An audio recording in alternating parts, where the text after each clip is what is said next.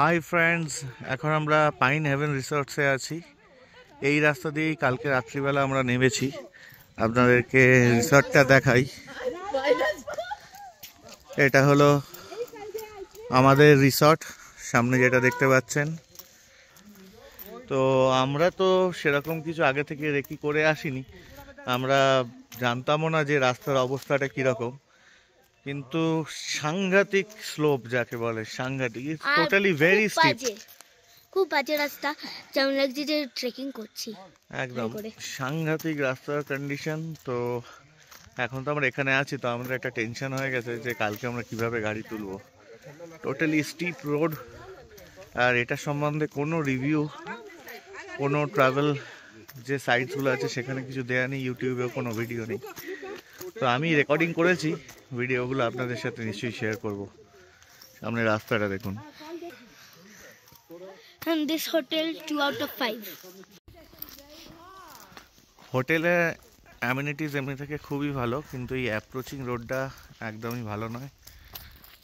Hotel থেকে আমাদের বলা হয়েছিল হালকা একটু জেন্টেল স্লোপ আছে, কিন্তু এটা জেন্টেল একদমই নয়, একদম স্টিপ স্লোপ।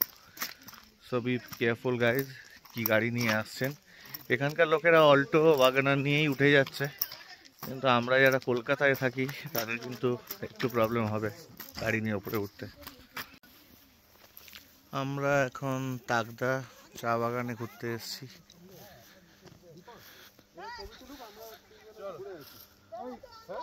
আমরা এখানেই থাকো না, আমরা একটু নিচটা থেকে ঘুরে আসছি রাস্তাটাতে। ফোন আছে তো, ফোনে আমাদেরকে কানেক্ট করে নিও। ওদেরকে তো ফোনে যদি আমাকে এখানে আসিস না না যাবো আমি। ওরা কোথায় নিচে পরি, তুমি এখানেই থাকো।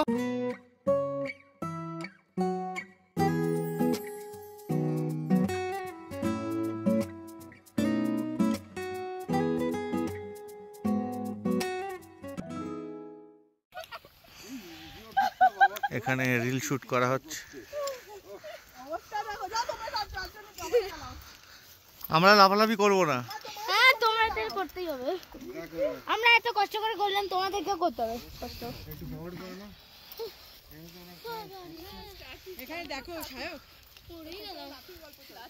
ওই যে নামছি দেখা যাচ্ছে দূরে।